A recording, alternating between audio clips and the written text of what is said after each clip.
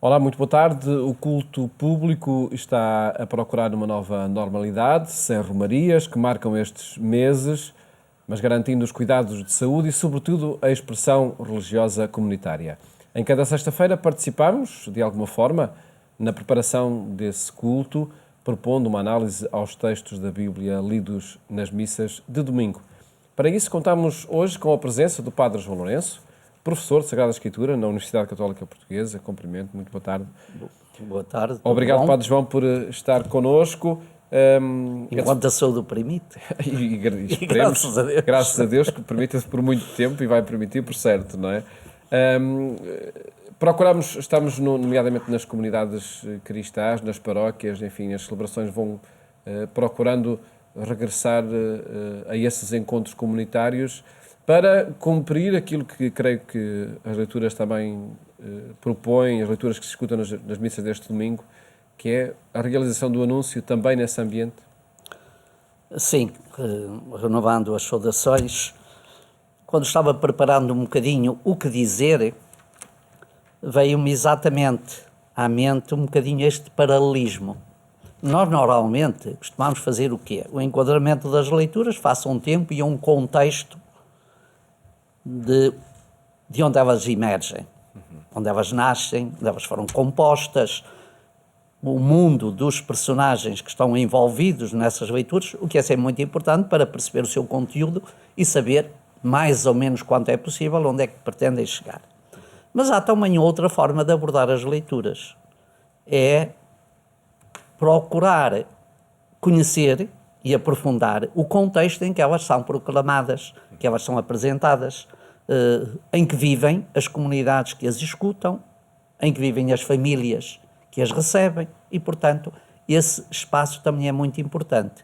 E, por isso, eu, ao ler um bocadinho estas leituras, pensei exatamente um bocado nisto.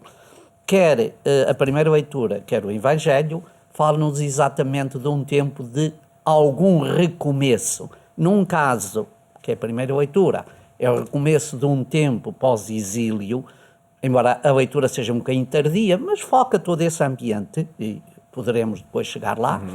E no caso do Evangelho é, no fundo, o recomeço do anúncio fundamental que Jesus pretende fazer primeiro aos seus discípulos, para a partir deles também poder abarcar um universo mais alargado, na medida em que a mensagem dirigida aos discípulos não é para consumo interno, como costumamos dizer, mas é sim para ter uma abrangência universalizante. E, nesse sentido, eu acho que a situação em que as nossas sociedades hoje vivem está um bocadinho de acordo. Portanto, podemos encontrar aqui também uma mensagem de conforto e, fundamentalmente, de encorajamento, que é um pouco isso que nos falta. De facto, diante de uma situação que é nova, que estamos a viver... Sim, uma situação que é nova e depois carregada de sinais contraditórios, não é? Nós estamos numa sociedade assim um bocadinho à deriva. Põem-nos normas, e acho muito bem, elas devem ser, todas as cautelas são sempre muito poucas. A minha mãe dizia, quando eu era menino e moço, que cautelas e caldos de galinha nunca fizeram mal a ninguém. Aqui, para o caso, não são os caldos de galinha, mas são as cautelas. As cautelas são exatamente, a prudência é pouca. Mas depois recebemos sinais exteriores de falta de senso. Falta de senso. Alguns são um bocadinho, se não fossem tristes e fraquinhos, seriam ridículos, como esta convocatórias para andar a fazer grandes assembleias, cerimónias, manifestações que são dadas como paradigmas e depois a nós impõe-nos, não podemos ir ao restaurante, mas os notáveis que deviam estar ao serviço das comunidades podem ir aos restaurantes com todo o aparato, com aquelas multidões. Por exemplo, há dias, uma cerimónia, parece que houve um armistício na Península Ibérica. Mas não houve nenhuma guerra fratricida. É preciso fazer é um sinal de que, de facto, não há empenho verdadeiro em coisas sérias. Há em aparatos, não faz de conta. E acho que é isso que também temos de procurar combater, e acho que as nossas comunidades, um bocadinho a partir destes textos, também podem receber um bocadinho esta mensagem. É verdade que não serão muitos os que vão ouvi-las a quem isto se aplica diretamente, mas aplica-se àqueles que vão, que depois podem ser transmissores dessa mensagem junto de outros ambientes. E acho que, efetivamente, é um bocadinho isto. Nós precisamos de encontrar coragem, resiliência nas opções e saber que o que está em causa são valores fundamentais, que são os valores da vida, e da vida, muitas vezes, que não é nossa, é dos outros. E, de facto, que os textos da Bíblia constituem essa inspiração para quem os escuta em qualquer tempo, não é? Sim, em qualquer tempo, mas em tempos de crise, eles podem ter mais acolhimento. Eu diria, tenham um campo aberto. Há um campo aberto. Os textos da Bíblia criam um campo aberto semântico de interpretações. E nessas alturas de crise, as interpretações podem ir um bocadinho mais ao fundo das questões e ser mais diretamente aplicáveis. E se calhar podemos desde logo tentar perceber que mensagens o texto do Evangelho que se escuta nas missas deste domingo dirige a este tempo. Antes dessa análise, que depois lhe pediria, Padre João Lourenço, vamos escutar então o texto do Evangelho que é lido nas missas deste domingo, no capítulo 11 de São Mateus. Naquele tempo Jesus exclamou: Eu te bendigo, ó Pai, Senhor do céu e da terra, porque escondeste estas verdades aos sábios e inteligentes e as revelaste aos pequeninos. Sim, Pai, eu te bendigo, porque assim foi do teu agrado. Tudo me foi dado por meu Pai. Ninguém conhece o Filho senão o Pai, e ninguém conhece o Pai senão o Filho, e aquele a quem o Filho o quiser revelar. Vinde a mim todos os que andais cansados e oprimidos, e eu vos aliviarei. Tomai sobre vós o meu jugo, e aprendei de mim, que sou manso e humilde de coração, e encontrareis descanso para as vossas almas, porque o meu jugo é suave e a minha carga é leve. Vinde a mim todos os que andais cansados e oprimidos, é uma mensagem para estes dias? Sim, eu acho que vinde a mim... Para todos os dias, mas se calhar para todos os dias. Porventura, para estes, é capaz de ter uma ressonância um bocadinho mais profunda, mais abrangente, mais oportuna. Porque o que é que nós verificamos, e a nossa crise tem também levado um pouco a isso, viver dentro deste ambiente de confinamento não significou para muita gente um tempo de algum alívio. Significou sim muito mais um tempo de peso, de uma sobrecarga. Porquê? Porque para além dos inconvenientes de natureza económica, financeira, vieram aquelas incógnitas sobre o futuro. Não é? Este texto de Jesus tem um contexto muito, muito interessante. Jesus está aqui nesta parte do Evangelho de Mateus a tentar imprimir uma dinâmica, uma identidade própria à comunidade dos discípulos que ele tinha escolhido. O que é que ele pretende? Pretende que estes discípulos sejam diferentes daqueles grupos organizados, sistematizados, movimentos que existiam dentro da sociedade do seu tempo. E esses grupos eram, ainda hoje podemos ver através dos testemunhos históricos que temos, que são de facto grupos frenéticos, como eram os movimentos dos fariseus, os saduceus porventura um bocadinho menos, os essénios, os zelotas, eram grupos profundamente frenéticos, agitados, ansiosos, desejosos de uma mudança forçada, eu diria mesmo de revoltas. Jesus vem aqui anunciar uma mensagem dizendo uma coisa que eu acho que é muito bonita, que eu encontrei. Uma vida intensa não é igual a uma vida agitada. Às vezes, para que nós tenhamos uma vida intensa, profunda, bem refletida, temos de superar um pouco esta tendência natural ou uma agitação contínua, ou uma correria desenfreada. Também sabemos que há muita gente que, pronto, tem necessidades e precisa de correr, precisa de ganhar o seu pão de cada dia, precisa de sustentar a família, precisa dar de comer aos filhos e nesta altura isso agrava-se ainda mais. Mas é preciso que a isso seja dado um bocadinho um sentido interior. E neste aspecto, quando Jesus diz, vinde a mim, tomai o meu jugo, eu, se fosse tradutor deste texto, não poria jugo.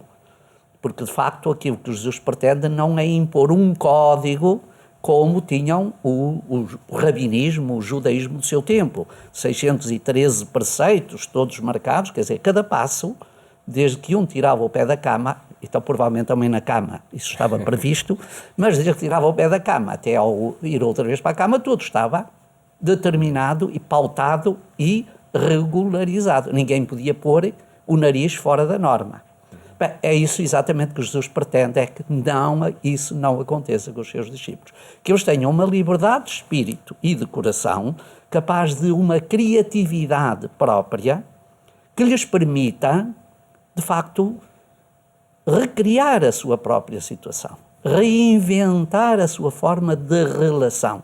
E dessa relação que não é apenas com Deus, é com os outros, é também na sociedade.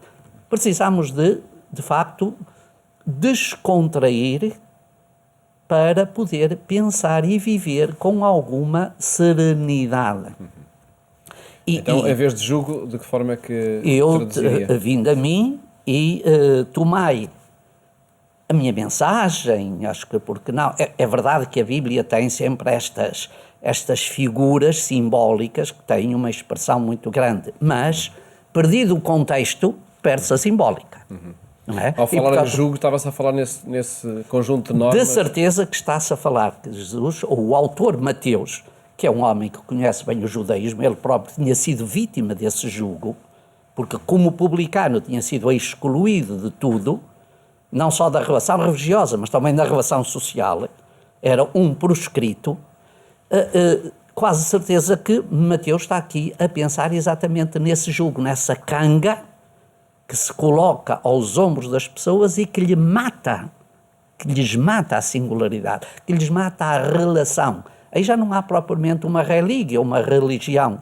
Aí há um absoluto de normas que esmaga as pessoas. E é um bocadinho nesse sentido, porque a minha mensagem é leve, é libertadora, é de ânimo, é de esperança e não é de opressão e depressão. E creio que nesse termo, nesta expressão mencionada por Paulo, está aí verdadeiramente a solução. E que, de facto, é preciso encontrar formas para dar à vida, mesmo em ambientes de alguma crise, uma certa liberdade interior, porque a vida vale mais que tudo mais. E é por isso que, enfim, mesmo neste tempo de confinamento, olhar esta mensagem, olhar uma proposta cristã, esta que Jesus Cristo nos veio deixar, acaba por ser libertador? Eu creio que sim. É de certeza libertador. O que eu posso perguntar é se as pessoas estão nesta atitude de espírito de acolher a mensagem. Muitas estarão. Outras, porventura, não estão. Mas é certamente uma mensagem libertadora, porque é uma palavra de ânimo, porque o que nós vemos, enfim, nas notícias, e vocês ao nível têm mais acesso a elas do que eu, vemos é que todas as notícias são de uma espécie de engaiolar, meter as pessoas em gaiolas, em jaulas, em jaular quase que as pessoas em tudo quanto... E depois não se criam, de facto, as medidas concretas. Ora, aqui estamos a dizer que temos de encontrar alguma liberdade. E também não estamos só numa espécie de desconfinamento, mas estamos também num tempo em que começam a surgir as inquietações sobre o futuro e um tempo imediato sobre férias. E acho que também vem muito oportuno integrar este texto no contexto exatamente de férias, de algum descanso, que as pessoas não pensem que a verdadeira libertação é passar de um extremo ao outro extremo. É passar do estar preso para um andar aí tudo quanto é. Não, a vida tem de ter alguns parâmetros, alguns princípios, e esses temos de procurar salvaguardá-los. Eu creio que o Evangelho tem princípios muito bonitos, incluindo este, de sentir uma liberdade interior para poderes funcionar, porque senão não conseguimos superar exatamente este estado de deprimidos em que vivemos. E o conjunto de normas que vemos chegar a cada passo acabam por ser o tal jugo que existia também. Eu às vezes acho que sim, acho que as normas dadas abstratamente, a maioria delas são um bocadinho deprimentes. A maioria delas ou algumas delas são um bocadinho deprimentes. É preciso, nós temos de ter algumas normas, mas é preciso integrá-las, é preciso ajudar as pessoas a integrar as normas em princípios globais, não em atomisticamente, sem nexo. É preciso integrá-las dentro de uma espécie, eu diria, quase uma doutrinação, mas eu queria tirar-lhe o termo, não encontrei agora outro que me viesse, mas uma espécie de ambiente de pensamento e global em que as pessoas se sentissem um bocadinho mais livres e mais envolvidas. Dizer-lhes que muito daquilo que pode acontecer de bem ou de mal depende das nossas próprias atitudes. E depende de uma atitude que é muito importante, que é a atitude interior, que é a atitude espiritual, que é a atitude de alguma liberdade que nasce a partir do coração e que não se mede nem se medura nem por fitas estendidas, nem por... e às vezes nem por espaços, mas embora os espaços também sejam importantes. De facto, olharmos textos da Bíblia muito a partir dos acontecimentos da atualidade. A primeira leitura, fala-nos dela, Padre João Lourenço, é do profeta Zacarias. Que anuncia esse: eis o teu rei, justo e salvador. Esta leitura vem um bocadinho como quadro de fundo para apresentar depois o Evangelho, não é? Temos aqui um texto. O profeta Zacarias é um dos últimos profetas do cânon bíblico. Não estou com isto a dizer que seja o último profeta, é um dos últimos profetas, ou seja, o seu livro é dos últimos a entrar na canonicidade dos textos bíblicos. E este profeta tem duas partes distintas. A leitura que hoje nos é proposta é exatamente o início da segunda parte, porque a primeira são os primeiros 8 capítulos e a segunda são os capítulos 9 a 14. E nesta segunda parte os autores, é uma parte mais impessoal. A primeira parte tem ainda incidências históricas muito fortes, e os bons analistas de Zacarias pensam que este texto vem um pouco como resposta àquilo que nos finais do século IV, 300 e qualquer coisa, entre o mundo judaico foi surgindo como uma espécie de atração pela cultura grega helenista. Então, Zacarias vinha anunciar que há uma esperança contida na fé bíblica, que é de que há de vir um libertador, que esse libertador não é o novo Alexandre Magno, que é muito importante pensar isso, nem daqueles reis ou imperadores que lhe estão associados, ou que estão na cadeia, ou antes ou posteriores, mas que é alguém que vem numa perspectiva humilde de serviço, de presença. E o autor recorre aqui a alguns símbolos, como é este do jumento, não é? Porque este era o símbolo em que os príncipes se deviam manifestar para mostrar que estavam ao serviço da sociedade. E, na sociedade bíblica, de acordo com a própria tradição bíblica, os reis e os príncipes são servidores, não são senhores, não são donos do país, não estamos adiante de monarquias absolutas. Independentemente se depois isso foi posto em prática por todos ou por nenhum, mas por alguns foi.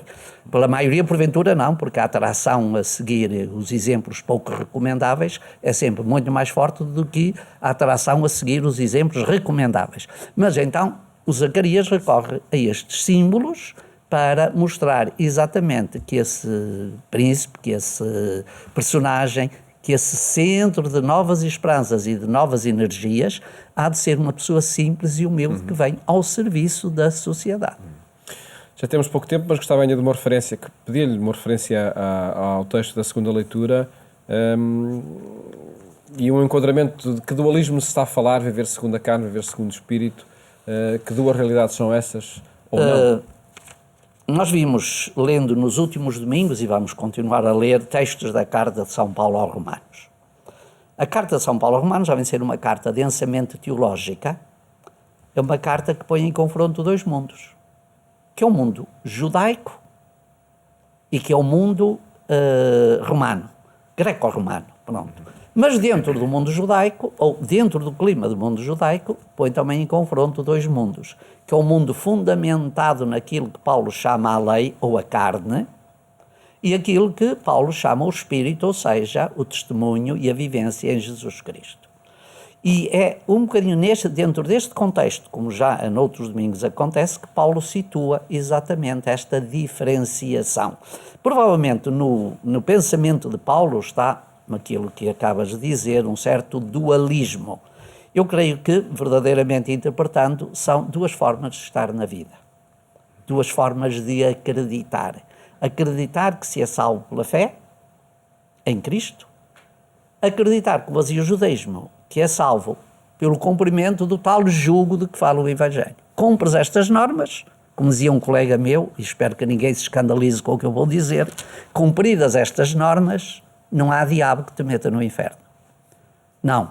Para o judaísmo, mesmo para o cristianismo, mesmo cumpridas essas normas, há sempre, não há liberdade interior, não há vida.